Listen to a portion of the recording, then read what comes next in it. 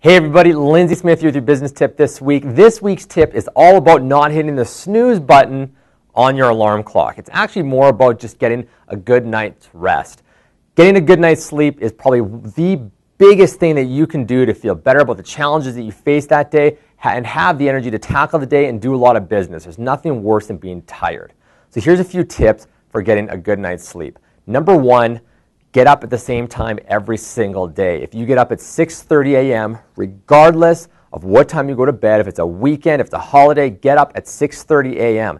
If you went to bed at 3 o'clock the night before, get up at 6:30, stay awake for about an hour, then go back to sleep at 7:30 to nap from there. Your body needs to adjust its sleep cycle so it feels most rested, so it's at the lightest part of sleep at 6:30 a.m., and you'll start to wake up natural and feel actually quite rested if you get up at the same time all the time.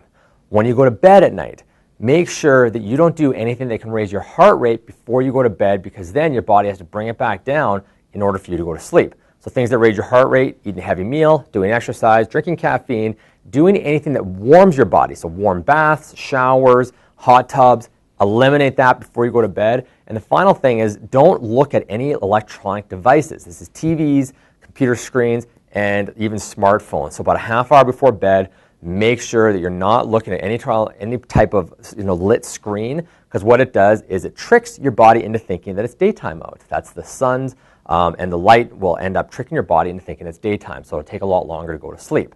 So those are the big ones. Finally, when you wake up in the morning, do not hit your snooze alarm. I call this the integrity killer. It's not going to actually make you feel more groggy or anything, but you don't get any benefit. You need at least another half hour of sleep to get any kind of benefit.